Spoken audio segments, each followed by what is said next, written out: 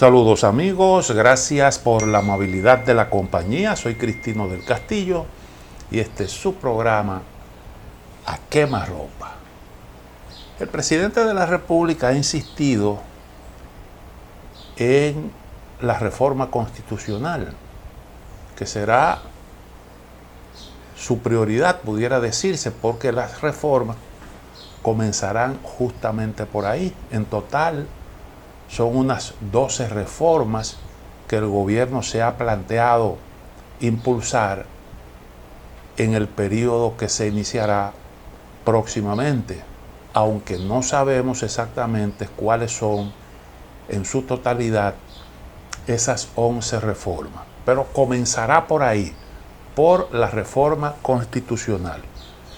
Y yo creo que es conveniente decir, en beneficio del presidente, que él ha sido coherente en lo que tiene que ver con esto. No dudo de su sinceridad y no dudo de su buena intención.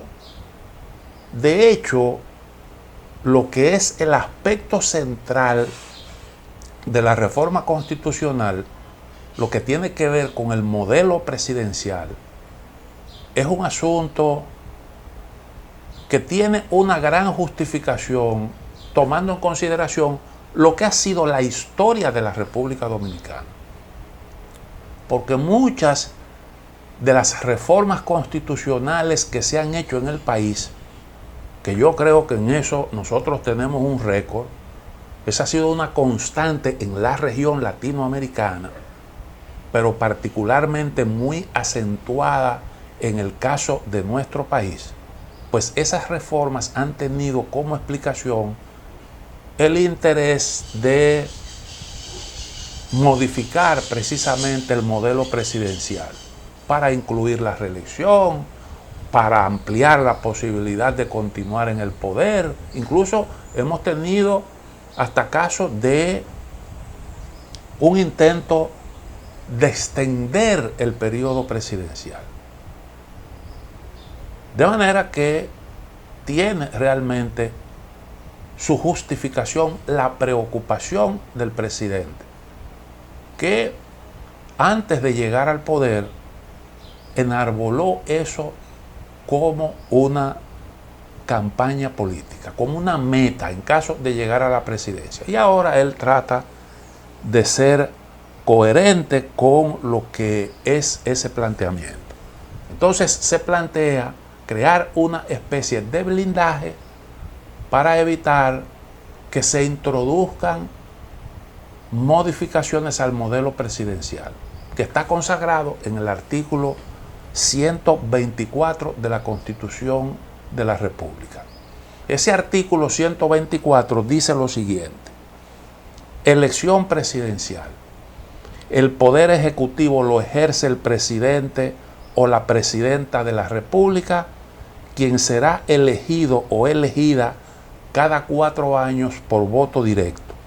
El presidente o la presidenta de la República podrá optar por un segundo periodo constitucional consecutivo y no podrá postularse jamás al mismo cargo ni a la vicepresidencia de la República.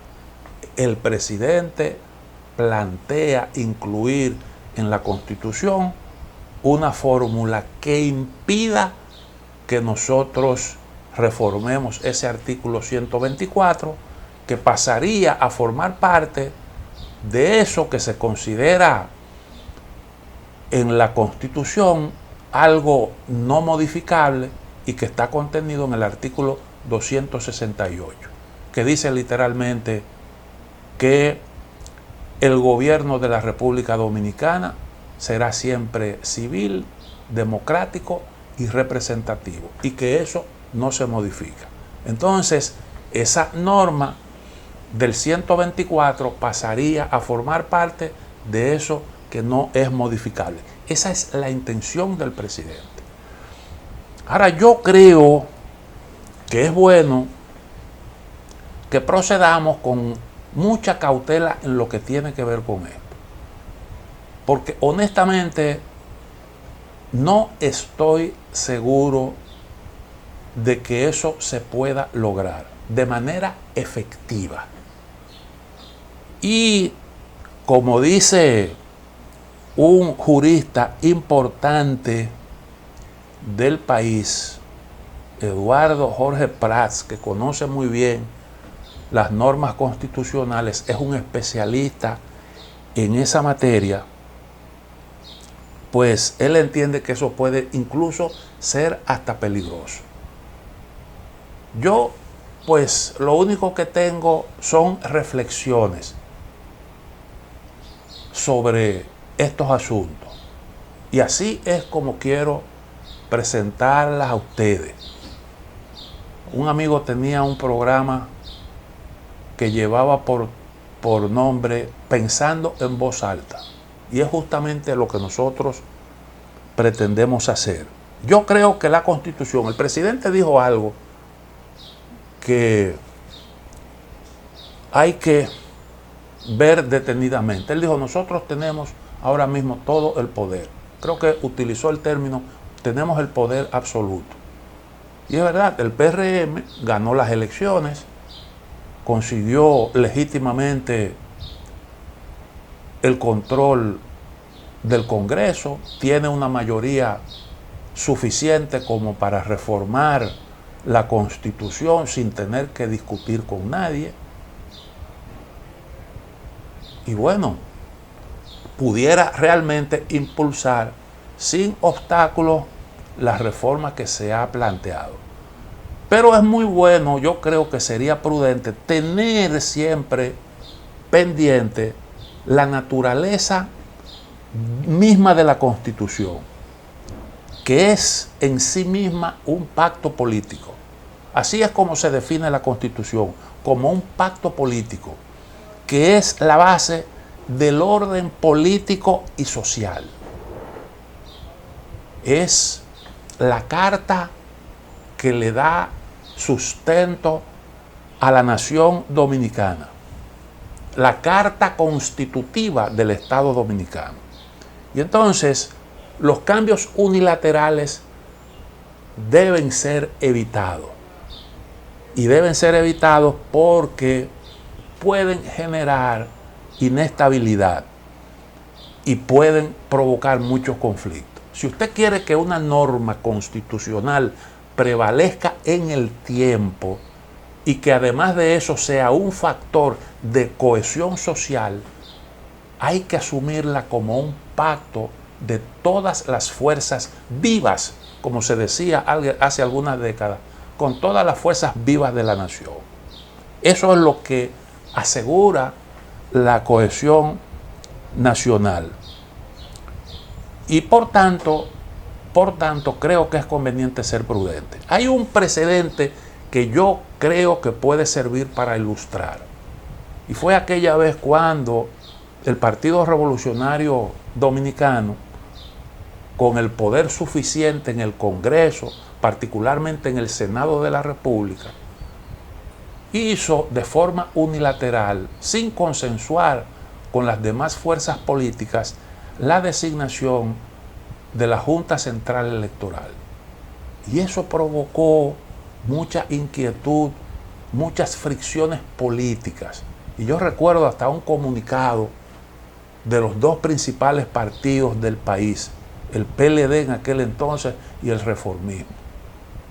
Y ese fue un precedente, un mal precedente, porque fue lo que le dio origen a eso de que tuviéramos en la Junta Central Electoral dirigentes políticos de las distintas organizaciones del país.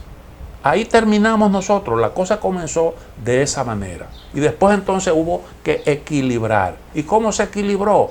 Dándole entrada a representantes de otras fuerzas políticas. Eso no operó para bien. Y entonces yo creo que ese es un precedente que debemos tomar en consideración.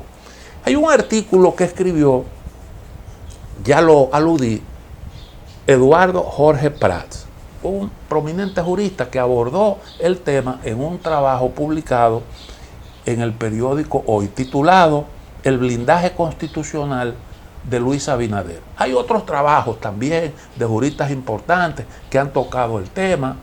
Nosotros hemos hecho una consulta para ver cómo es que piensan los juristas más destacados del país, los especialistas en esta materia, en derecho constitucional. Pero él hace algunas observaciones. Después de reconocer la buena intención del presidente y el deseo que tiene de ser coherente y de impulsar una reforma que pueda darle tranquilidad al país, en el sentido de que no aparecerá por ahí un aventurero que querrá volver otra vez a tocar el tema del modelo presidencial. Y él dice que hay que ser cuidadoso con esto, porque probablemente el esfuerzo resulte infructuoso si tomamos en consideración lo que ha sido la práctica en nuestra república y además de eso, las distintas doctrinas constitucionales que tenemos aquí, cómo piensan nuestros juristas. Y él pone algunos ejemplos y habla, por ejemplo, de la teoría de la aplicación de la Constitución en el tiempo.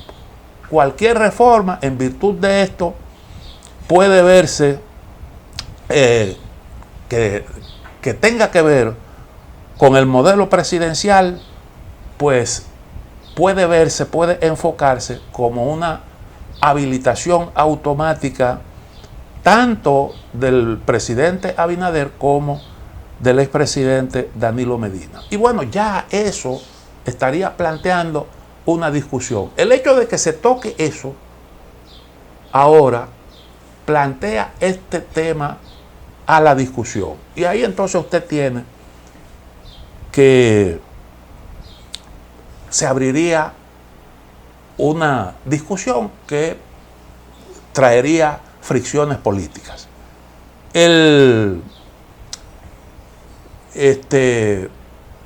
Jorge Prat dice que no está de acuerdo con este planteamiento, pero que es la visión que predomina entre los constitucionalistas. En esa misma tesitura está también otro constitucionalista que ya cité, el señor Julio Curi. Segundo aspecto que nos plantea, dice, una parte de la doctrina sostiene que cualquier cambio en la forma de modificar la Constitución puede ser cambiado para posteriormente proceder a nuevas modificaciones. O sea, que el mismo que pone el candado, según este criterio, lo puede quitar. Si es así, si usted puede modificar el procedimiento para introducir cambios en la Constitución y entonces después hacer dichos cambios, no habría forma realmente de ponerle un candado, porque la Asamblea Nacional Revisora que pone el candado al mismo tiempo tiene la llave. Y estamos hablando de un criterio que sostienen aquí una buena parte de los especialistas en derecho constitucional. Y si usted calcula lo que ha sido la práctica, no solo aquí en nuestro país, sino también en toda la región, pudiéramos estar haciendo un esfuerzo realmente innecesario, que por demás nos llevarán a discusiones que son discusiones divisorias, discusiones que estarán gravitando en el ambiente político en un momento en el que el gobierno se plantea impulsar grandes reformas. Permítame una pequeña pausa, en breve retorno. Otra cuestión importante que plantea el jurista Eduardo Jorge Prats es lo que dice el artículo 272 de la Constitución de la República. Literalmente, ese artículo de la Constitución dice lo siguiente: referendo aprobatorio.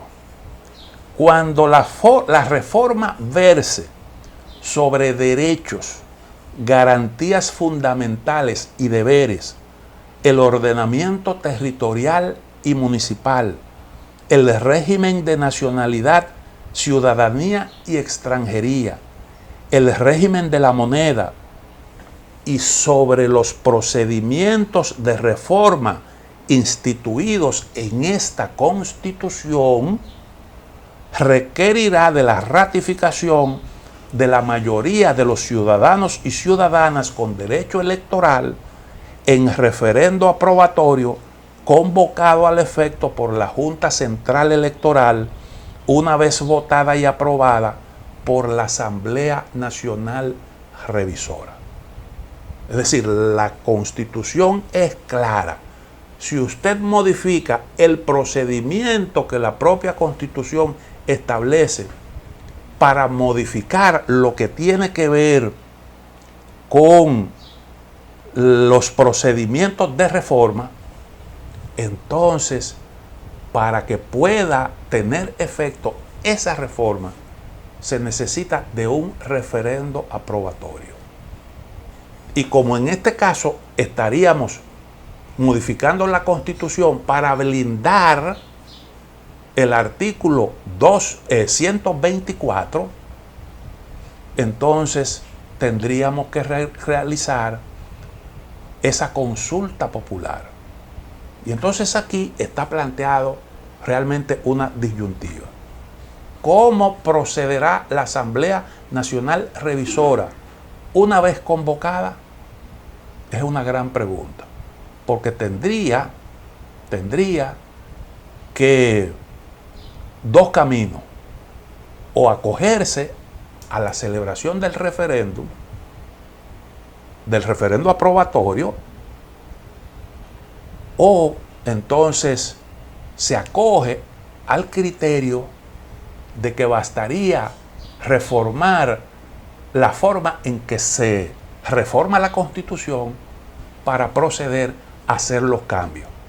En ese sentido, le estaría entonces pasando por encima a un candado que ya la Constitución introdujo, que es: hay aspectos que no se deben tocar, y si se tocan tienen que ser ratificados por un referendo aprobatorio. Y entonces, cualquiera de los dos caminos es un camino realmente complicado. Digo yo complicado porque el gobierno se ha planteado hacer una serie de reformas. La segunda de ellas sería una reforma fiscal.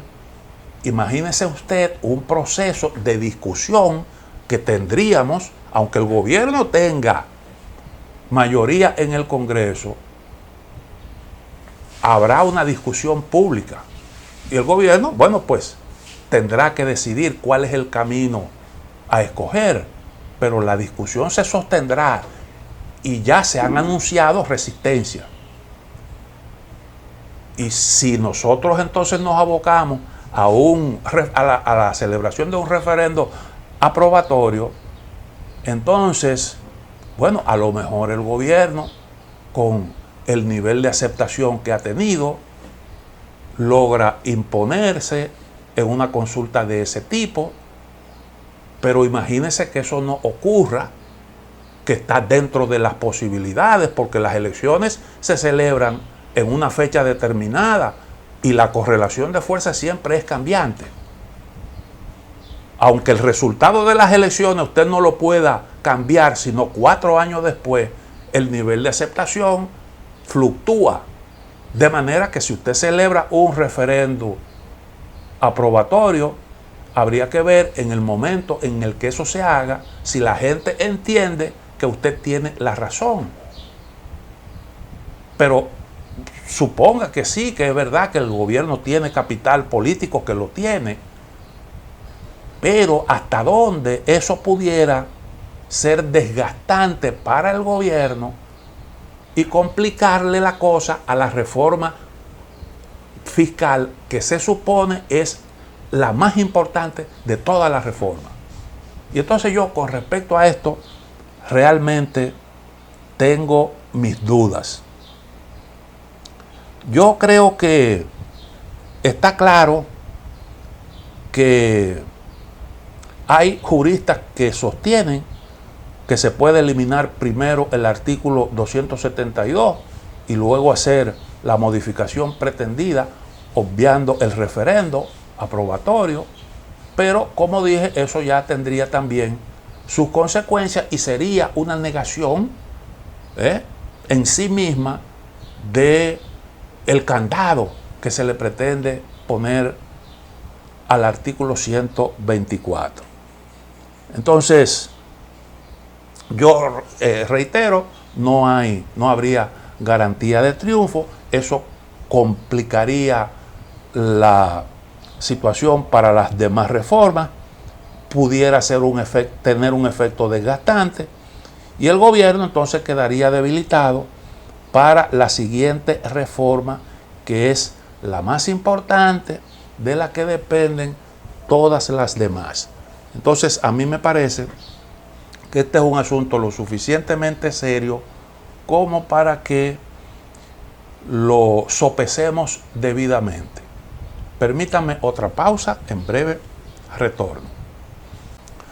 Joaquín Balaguer lo declararon como el campeón de la reelección. Gobernó 3 periodos consecutivos en base a la Constitución del año 1966, que siempre se dijo que fue una constitución hecha a la medida.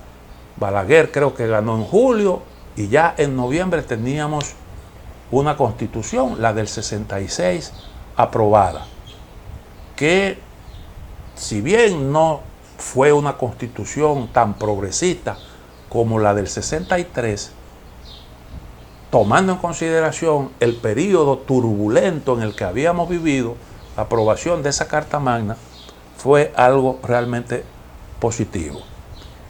Luego, por una iniciativa del PRD, en aquel entonces liderado por José Francisco Peña Gómez, se prohibió la reelección presidencial. Ustedes recuerdan aquella crisis postelectoral que condujo a una reforma constitucional. Pero posteriormente, Hipólito Mejía decidió modificar la Constitución para incluir la posibilidad de una reelección y nunca jamás. Leonel aprovechó esa modificación constitucional. Hipólito no logró reelegirse. Sí lo hizo entonces Leonel Fernández. Y en el 2010 se produjo el denominado Pacto de las Corbatas Azules, que impulsó una reforma constitucional y eliminó esa reforma el nunca jamás. Se estableció una sola repostulación. Y bueno, pues la posibilidad de continuar indefinidamente, eso quedó cerrado. Pero luego entonces Danilo Medina quiso optar por una segunda repostulación. No lo logró. Y ahora el presidente Luis Abinader se propone ponerle un candado a la normativa que se impuso en la reforma constitucional que Danilo Medina logró hacer para optar por un segundo mandato y evitar entonces que ese tema se vuelva a plantear nueva vez. Es conveniente echarle un vistazo a lo que ha ocurrido en la región latinoamericana con respecto a este tema. Y yo traje 3 ejemplos. Uno de ellos es el caso de Honduras. La Constitución de Honduras del año 1982, en sus disposiciones originales, establecía prohibiciones estrictas en cuanto a la reelección presidencial.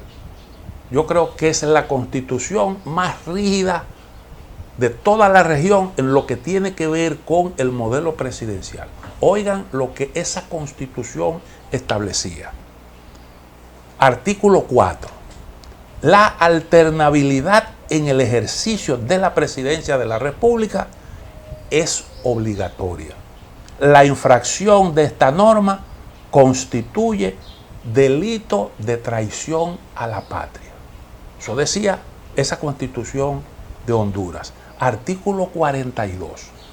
La calidad de ciudadano se pierde. En el punto número 5 dice, por incitar, promover o apoyar el continuismo o la reelección del presidente de la República. Artículo 239. Todo eso lo dice o lo decía la Constitución de Honduras del año 1982. 239. El ciudadano que haya desempeñado la titularidad del Poder Ejecutivo no podrá ser presidente o vicepresidente de la República. El que quebrante esta disposición o proponga su reforma, así como aquellos que lo apoyen directa o indirectamente, cesarán de inmediato en el desempeño de sus respectivos cargos y quedarán inhabilitados por 10 años para el ejercicio de toda función pública. Y finalmente, artículo 374 dice o decía, no podrán reformarse en ningún caso los artículos constitucionales que se refieren al periodo presidencial. Eso es lo que quiere hacer el presidente Danilo Medina, el presidente Luis Abinader. A la prohibición para ser nueva vez presidente de la República, al ciudadano que lo haya desempeñado bajo cualquier título, a la alternabilidad en el ejercicio de la presidencia y al que se refiere el artículo presente. Entonces, en el año 2009, resulta que el presidente Mel Zelaya, se le ocurrió proponer una consulta no vinculante para que la gente se exprese sobre la conveniencia o no de permitir la reelección presidencial. Y bueno, ya vimos todas las prohibiciones establecidas sobre eso por la Constitución del año 1982. Bueno, cuando eso se planteó, el jefe de las Fuerzas Armadas expresó su oposición, porque la Constitución establece que cualquier persona que apoyara eso debía cesar inmediatamente en sus funciones. Pero lo que hizo Zelaya fue destituir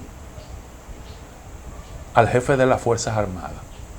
El Tribunal Constitucional se expresó condenando la intención de Zelaya y Zelaya no le hizo caso. Él quería una cuarta urna, lo que le denominaron una cuarta urna en las elecciones para incluir, para que la gente pueda depositar ahí su opinión sobre eso que se le estaba consultando. Entonces, un día de madrugada se presentaron unos militares a la casa del presidente, lo apresaron, lo montaron en un avión y lo despacharon con destino a Costa Rica, en pijama. Y eso ocurrió. Mel Zelaya terminó en República Dominicana. Aquello se consideró como un golpe de Estado, que lo fue, aunque Zelaya violó preceptos constitucionales, como ya vimos, muy claramente establecido, pero se violó el procedimiento establecido para hacer valer lo dicho por la Constitución y las leyes. Porque usted no podía destituir a un presidente de esa manera. La Constitución establecía un procedimiento que no se observó. Por tanto, todo aquello fue realmente ilegal. Pero Mel Zelaya había violado la Constitución. Eso es así. Ahora, ¿qué ocurrió después de eso? En el año 2015, para que ustedes vean cómo es que operan las cosas en estos países, en el año 2015, la Sala de lo Constitucional de la Corte Suprema de Justicia de Honduras declaró inaplicable el artículo 239, abriendo la puerta a la reelección presidencial. Un fallo que provocó una crisis que no evitó que el señor Rolando Hernández se reeligiera en el poder, con una decisión de la Suprema Corte de Justicia que declaró inaplicables preceptos constitucionales. Y eso a petición de un grupo de diputados del partido oficialista de entonces. Así tan sencillo. Todo ese blindaje que se estableció para prohibir la reelección fue hecho añicos por una decisión del Tribunal Constitucional de Honduras. Que por cierto, entonces, el señor Orlando Hernández, Juan Orlando Hernández, cuando terminó su mandato, fue deportado a los Estados Unidos, entre otras cosas por el delito de narcotráfico. Su hermano ya había sido enjuiciado y condenado en Estados Unidos, también por delito de narcotráfico. Y quien firmó la orden de extradición fue la esposa de Manuel Zelaya, ese que fue destituido, deportado, por intentar una consulta popular para que la gente se expresara en relación con la prohibición de la reelección presidencial. Eso ocurrió en Honduras. Y eso, pues, no fue óbice para que otro marchante entonces lograra reelegirse apoyándose en una decisión del máximo órgano tribunal judicial responsable del control de la constitucionalidad. Otra pausa y cuando retornemos un par de ejemplos más. Ya vuelvo. En Bolivia, Evo Morales gobernó 3 periodos consecutivos, pero la Constitución no permitía un cuarto. Y Evo Morales quería seguir siendo presidente de Bolivia. Y entonces se inventó una consulta popular, un referendo para modificar la Constitución, un referendo vinculante. Ese referendo se celebró en febrero de 2016. ¿Y qué resultó? Bueno, resultó que el 51.3% de los votos fue en contra de la modificación de la Constitución. Y a favor, o sea, por el sí, a favor de la reelección, se pronunció el 48,7% de los bolivianos. Le cerraron el paso de esa manera a la Constitución. Pero el gobierno de Evo Morales y su partido no se detuvieron ahí, sino que entonces apelaron al Tribunal Constitucional Plurinacional de Bolivia.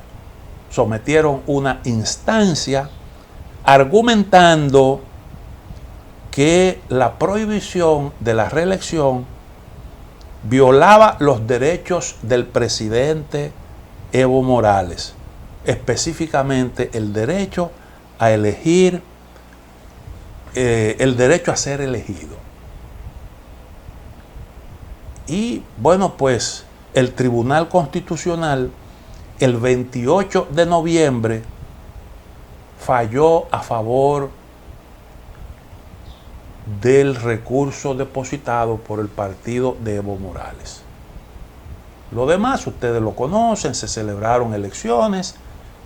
En esas elecciones se produjo un tranque, se produjo una situación ahí delicada, una denuncia de fraude, a pesar de que el partido de Evo Morales iba arriba. La OEA avaló la renuncia de fraude. Se produjo una situación complicada, el ejército intervino, Evo Morales se vio precisado a renunciar, salió del país y terminó en la presidencia de la República una mujer que en ese entonces era la vicepresidenta del Senado. El presidente del Senado se vio, que era del partido de Evo Morales, se vio en la obligación de renunciar al cargo, y la vice, que era de la oposición, fue la que se hizo cargo entonces de la presidencia del país, la señora Áñez. Y la señora Áñez no duró mucho tiempo en el poder, se celebraron elecciones posteriormente y las ganó el partido de Evo Morales, que en realidad era el partido mayoritario de Bolivia. Eso quedó fuera de duda, era el partido mayoritario.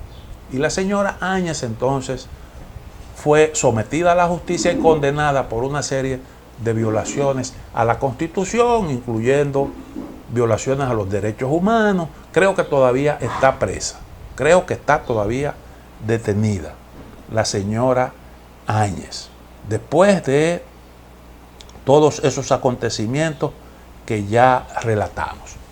Ahora echémosle un vistazo al caso del Salvador.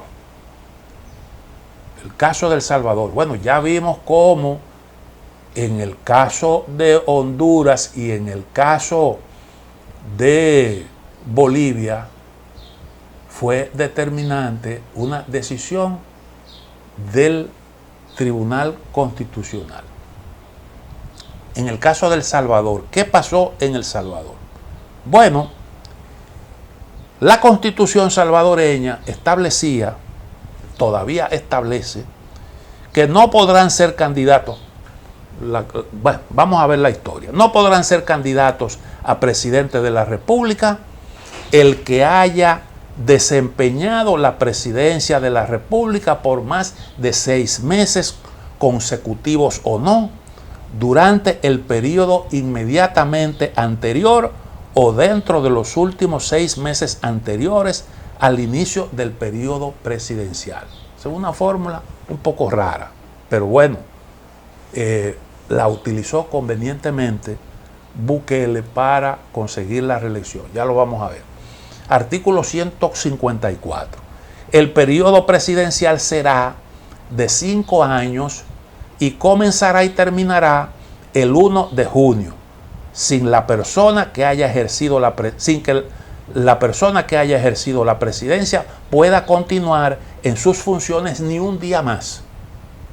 O sea, hay una clarita prohibición de la Constitución, de la reelección presidencial. Artículo 154. Artículo 88 dice: la alternabilidad en el ejercicio de la presidencia de la República es indispensable para el mantenimiento de la forma de gobierno y sistema político establecidos. La violación de esta norma obliga a la insurrección. Eso establece la Constitución de El Salvador. Pero, no obstante esas prohibiciones que son claritas, Nayib Bukele logró 5 años más. ¿Cómo lo hizo?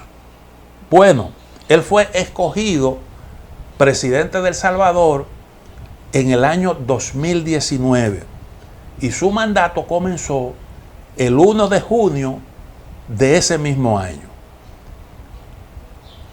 En mayo de 2021, la Asamblea Legislativa, dominada por el partido Nuevas Ideas de Bukele, destituyó a los magistrados de la Sala de lo Constitucional de la Suprema Corte de Justicia y al fiscal general. En El Salvador, como teníamos nosotros antes, no hay un tribunal constitucional, sino que hay una Sala de lo Constitucional en la Suprema Corte de Justicia, que es la que tiene el control de la constitucionalidad. Esa acción entonces fue muy criticada por sectores de la vida nacional y también hubo quejas en el exterior porque se entendió que era realmente un abuso de poder. Porque los miembros de la Suprema Corte de Justicia, aunque lo designa la Asamblea Nacional, estos no habían terminado el periodo para el cual fueron escogidos. Tampoco el fiscal general había concluido su periodo. Sin embargo, sin que se hiciera, sin que se apoyara en las causas que podían justificar esa destitución, la misma se hizo, simple y llanamente porque se entendió conveniente.